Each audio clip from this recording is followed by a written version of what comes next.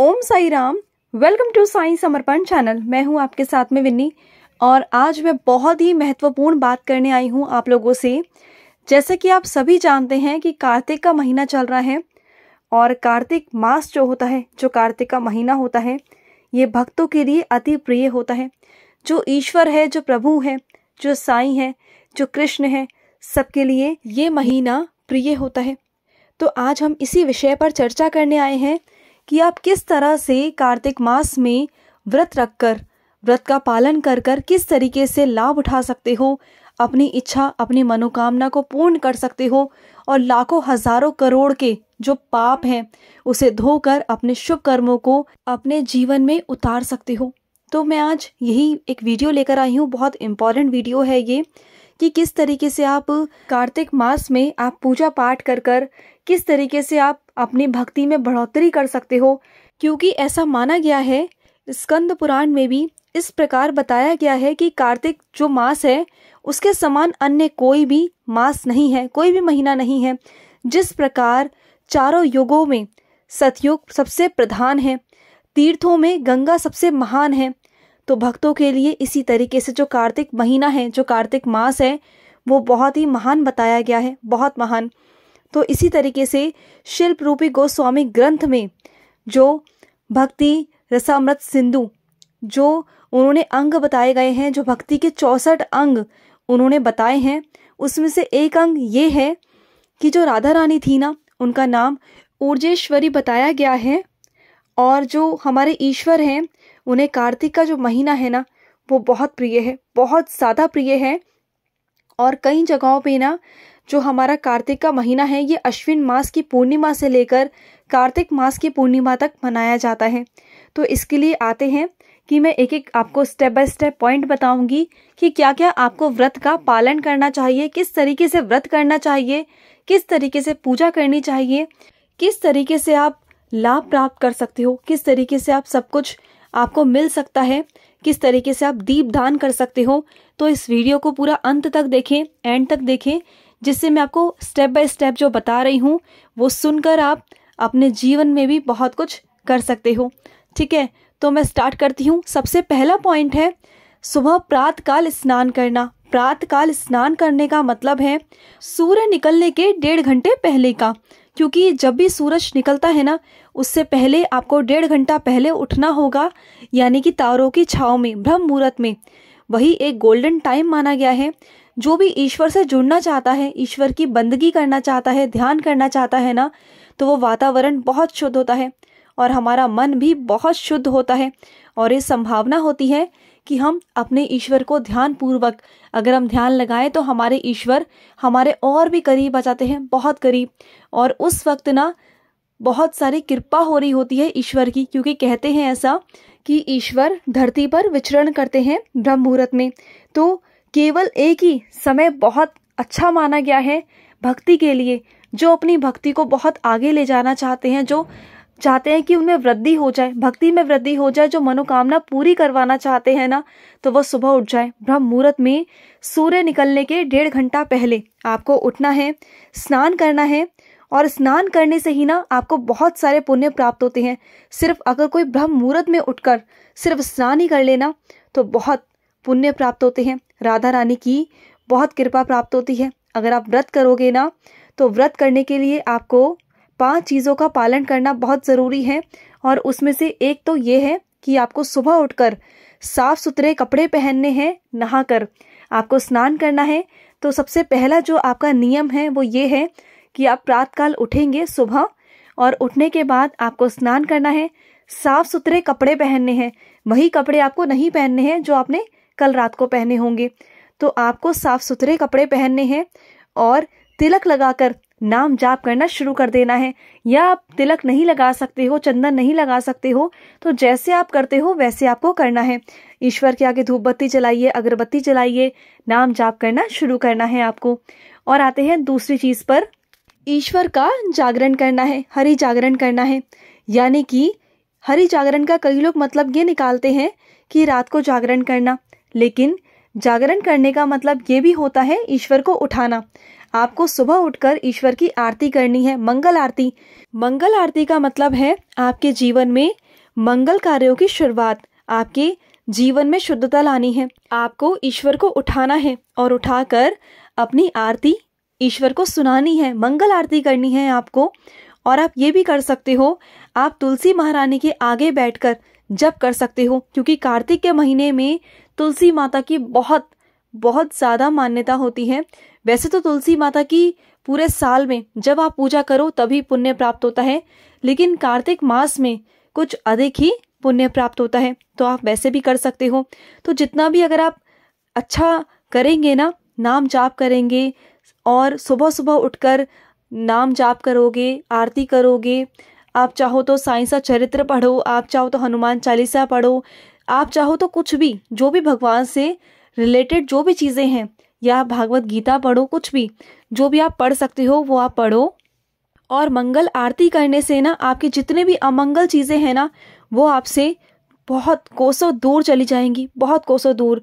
और एक चीज़ और है, कई लोग सोचते हैं कि सुबह उठकर स्नान करने के बाद हम लोग पूजा पाठ कर लें और फिर जाकर वो सो जाए, तो नहीं, सोना नहीं होता इसके बाद। अगर आप एक बार उठ गए तो फिर उठ गए, सोना नहीं है। आपने अच्छे से अपने काम करने हैं, फिर देखना आपके अंदर कितनी ताजगी आएगी, कितनी फुर्ती आएगी आपके पास। आप तुलसी जी के पास जाकर बैठिए, सुबह नाम जाप कीजिए, देखो कितना अच्छा महसूस होगा आपको, कितना अच्छा लगेगा आपको। आपको क्या लगता है कि तुलसी माता सिर्फ एक पेड़, एक पौधा है? नहीं, तुलसी माता साक्षात है। आप उनके पास जाओ, बैठो, बात करो उनसे, बहुत सारी समस्याओं का समाधान हो जाएगा आपके। पद्म पुराण कथा में एक वर्णन है जो मैं आप लोगों के समीप लेकर आई हूँ। एक करमपुर एक नाम जगह थी जहाँ पर सिंहा आचरण पर्वत था। वहाँ पर एक ब्राह्मण था जिसका नाम था धर्मदत्त ब्राह्मण। तो वो ना बहुत कार्तिक महीने में बहुत पूजा पाठ करता था, सख्ती से उनका पालन करता था, सब कुछ करता था, भक्ति करता था। और वो रोज़ सुबह सुबह गंगा में स्नान करने जाता था। तो एक बार क्या हुआ कि वो जब आखिरी दिन था कार्तिक का, तो वो स्नान करने गए। उनके हाथ में, जब स्नान कर कर बाहर निकले, तो उनके हाथ में पूजा की थाली थी और जो गंगा जल था वो था। तो जैसे ही वो बाहर निकले तो उनके सामने अचानक से एक प्रेत, एक पिशाचनी खड़ी हो गई आकर, जिसका नाम कलह था। उसके बहुत बड़े बड़े दांत, उसके नाखून बहुत बड़े बड़े थे। और जो ब्राह्मण था वो बहुत डर गया कि ये क्या है, और गलती से उसके हाथ से, डर के वजह से, थाली और जो गंगा जल था वो छूटकर पिशाचनी के ऊपर चला गया। जैसे ही वो जो गंगा जल था, जो पूजा की थाली थी, वो पिशाचनी को एकदम टच हुई, स्पर्श हुई, तो जो पिशाचनी का शरीर था, उसका शरीर की जो चेतना थी वो बिल्कुल शुद्ध हो गई। वो एकदम शांत होकर, वैसे वो डराने आई थी, एकदम वो शांत होकर ब्राह्मण के आगे खड़ी हो गई। फिर ब्राह्मण ने पूछा कि आप कौन हो और किस प्रकार आपको ये प्राप्त हुआ है, आप ये पिशाचनी कैसे बनी हो? तो वो बोली, जो कलह थी वो बोली, मैं पिछले जन्म में ब्राह्मण की पत्नी थी और मैं बहुत कलेश करती थी, इसलिए मेरा नाम कलह पड़ा। और मैं अपने पति की सेवा नहीं करती थी, उसे खाना बनाकर नहीं देती थी, और जैसे ही मेरा पति बाहर चला जाता था, मैं उसके पीछे से अच्छे अच्छे पकवान बनाकर, स्वादिष्ट पकवान बनाकर खाती थी और चुपचाप खाती थी, और अपने पति को बहुत दुख देती थी, झगड़ा करती थी। और जब मैंने शरीर त्यागा ना, तो मुझे इसका यही फल मिला कि मैं पिशाचनी बन गई, क्योंकि मैं बहुत गलत करती थी। और ये सब जो हुआ, ये मेरे कुकर्मों के कारण हुआ है। कि आप तो ब्राह्मण हो, आप तो वैष्णव हो, आप तो ब्राह्मण हो, आप सबका उद्धार करते हो, तो मेरा भी उद्धार करो, कृपा करो। रोने लगी, चरणों में गिर गई ब्राह्मण के। और ना जो ब्राह्मण था उसे दया आ गई, क्योंकि वो ईश्वर का भक्त था, और ईश्वर के बच्चों के अंदर तो दया होती है ना। तो पता है क्या किया ब्राह्मण ने गंगा जल को अपने हाथ में लिया, संकल्प लिया और ये कहा, हे ईश्वर, यदि मैंने कार्तिक व्रत को सच्चे दिल से किया है, विधि पूर्वक किया है, और मैंने यदि सुबह ब्रह्म मुहूर्त में गंगा जल में स्नान किया है, गंगा में स्नान किया है, तो मुझे जो फल प्राप्त हुआ है उसका जो आधा हिस्सा है, जो आधा भाग है, वो इस पिशाचनी को मैं देता हूँ। तो ये ऐसा कहकर जो वो जल था पंडित के हाथ में, जो ब्राह्मण के हाथ में, वो पिशाचनी के ऊपर ऐसे डाल देता है। उसके बाद पता है क्या होता है?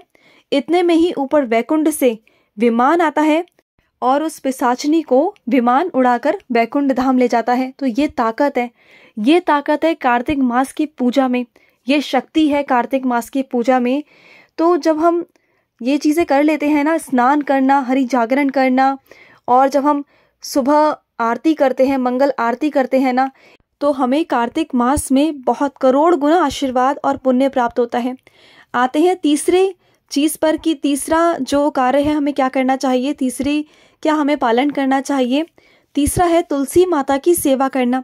तुलसी माता की सेवा करना अवश्य ही करना है, जो मैंने बताया है आपको, क्योंकि कृष्ण भक्त हमेशा कहते हैं तुलसी कृष्ण प्रियासी, यानी कि तुलसी जी कृष्ण की प्रिय है, बहुत प्रिय। तो जो तुलसी है, तुलसी का मतलब है अतुलनीय, जिसकी किसी से भी कोई तुलना नहीं की जा सकती, किसी से भी, क्योंकि तुलसी जी इतनी बड़ी सेविका हुई हैं, वो इतनी बड़ी सेवक हुई हैं कि उनके बराबर कोई सेवक हो ही नहीं सकता, उनकी कोई तुलना कर ही नहीं सकता। तो कृष्ण जी को तुलसी जी बहुत प्रिय हैं, बहुत प्रिय। अगर आपको कृष्ण जी का प्रिय बनना है ना, तो तुलसी का प्रिय बन जाओ, तुलसी जी की सेवा करो।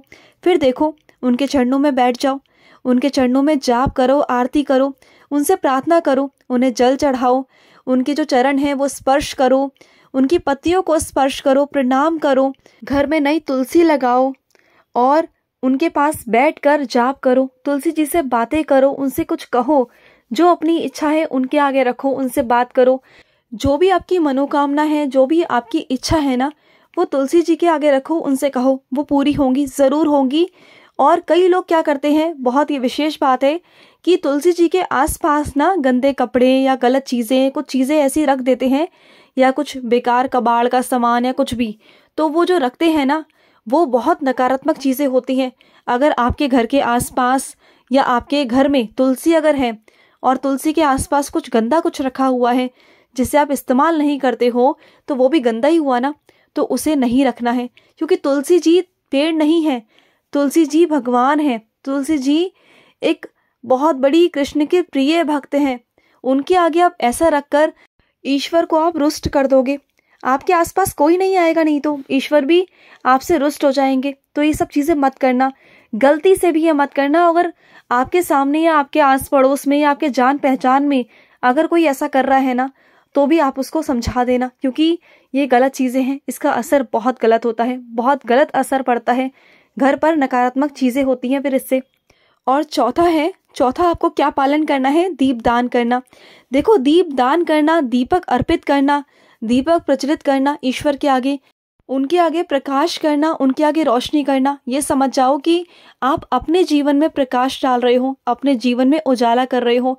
अगर आप इस महीने में, वैसे तो ईश्वर को आपको दीपक जलाना ही चाहिए, लेकिन अगर इस महीने में अगर आपने ईश्वर को रोज़ दीपक जलाया ना, दीप दान किया, तो समझ लो कि आपके जीवन में रोशनी आना पक्का है।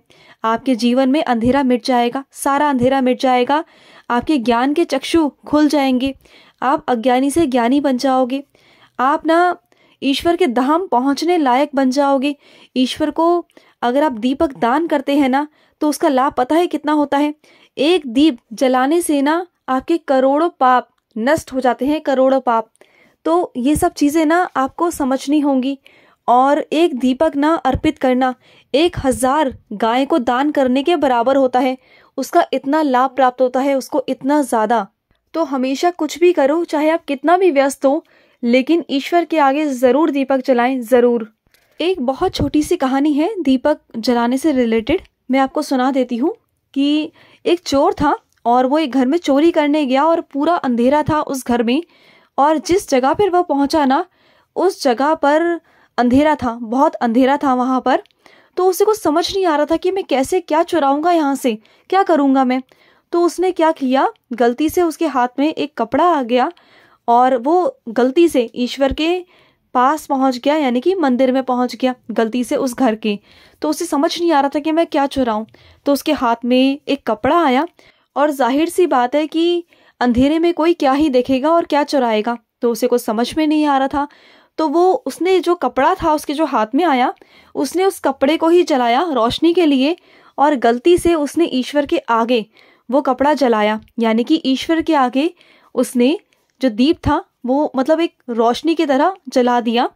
तो ईश्वर अचानक से प्रकट हुए, और क्योंकि उसने जो कपड़ा था वो चोरी करने के लिए जलाया था, लेकिन ईश्वर को ऐसा प्रतीत हुआ कि इसने मेरे आगे दीपक प्रज्वलित किया, इसने मेरे आगे दीप जलाया, इसने दीप दान किया, और ईश्वर ने प्रकट होकर उसे इतना सारा आशीर्वाद दिया, जबकि वो गलत कर रहा था। उसे बहुत सारा धन दिया, बहुत सारा सब कुछ दिया, तो उसकी 1000 गलतियों को भी माफ कर दिया ईश्वर ने कि तुम चोरी कर रहे थे। सिर्फ इस कारण उसके सारे पाप, सारे कष्ट दूर हो गए। क्यों? क्योंकि उसने सिर्फ एक कपड़ा उस ईश्वर के आगे जला दिया था और ईश्वर प्रकट हो गए थे। ये समझ जाइए आप। तो आप सोच नहीं सकते कि दीपदान का कितना बड़ा महत्व है। अब आते हैं 5वीं चीज पर, जो है उद्यापन करना। तो कार्तिक महीने में जो भी चीज आपको प्रिय है ना, जो भी चीज, या आपको कुछ खाना पसंद है या कुछ भी, उसका आप त्याग करें। अगर किसी को मीठा खाना पसंद है तो वो मीठा खाने का त्याग करता है। और कई लोग तो ऐसे हैं जो दिन में सिर्फ एक बार खाना खाते हैं, बाकी टाइम फ्रूट्स खाते हैं। और कई लोग सिर्फ फ्रूट्स पर ही रहते हैं, खाना वाना नहीं खाते हैं। और कई लोग ये नियम लेते हैं कि वो उस वक्त बेड पे नहीं सोएंगे, 1 महीना चटाई पर, जमीन पर सोएंगे। तो ऐसा कई लोग ईश्वर के आगे ये संकल्प लेते हैं, ये प्रण लेते हैं कि वो पूरे महीने तपस्या करेंगे, इस तरह से व्रत रखेंगे।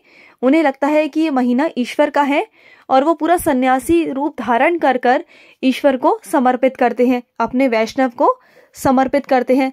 जैसे कई लोग क्या करते हैं, इस महीने में जूते चप्पल नहीं पहनते हैं, तो पूरा महीना ऐसा निकालते हैं और अंत में क्या करते हैं, जब कार्तिक मास खत्म होता है ना, तो जिस चीज का उन्होंने त्याग किया होता है, किसी भी चीज का, तो पहले वही चीज वैष्णव को भेंट देते हैं, दान देते हैं। यदि कोई मीठे का त्याग करता है तो वो पहले वैष्णव को सर्व करता है, मीठा सर्व करता है। इस तरीके से उद्यापन किया जाता है कि जो भी चीज आपको फेवरेट है, जो भी चीज आपको पसंद है, उसे अंत में आकर उसे दान दिया जाता है और उसके बाद ही उसे लिया जाता है। और वैसे तो हम बहुत सारी चीज़ों का परित्याग करते हैं, क्योंकि ये बहुत महत्वपूर्ण जो ये दिन है। और सबसे महत्वपूर्ण पता है क्या है? कार्तिक मास में सबसे महत्वपूर्ण है 16 माला का जाप करना। ये तो मस्ट है, ये बहुत इम्पॉर्टेंट होता है कि आप कुछ करें या ना करें, लेकिन 16 माला जप ज़रूर करें, ध्यानपूर्वक करें, चाहे तुलसी महारानी के सामने बैठकर करें। उस वक्त ना किसी से बातें ना करें, आपको चैंटिंग करनी है, आपको नाम जाप करना है, बिल्कुल ध्यानपूर्वक, सावधानी पूर्वक, कि कोई और ना हो आपके आसपास। आप इस बात का ध्यान रखें। अगर आप सामूहिक में कर रहे हैं तो ध्यान करें कि बात ना हो वहाँ पर, सिर्फ ईश्वर की भक्ति हो, हरि का जाप हो। आप वहाँ पर भागवत गीता पढ़ें, आप साईं सा चरित्र पढ़ें, आप हनुमान चालीसा पढ़ें, कुछ भी करें, वहाँ पर सिर्फ बात ना हो, सिर्फ ईश्वर का नाम जाप हो। आपको अपना टाइम वेस्ट नहीं करना।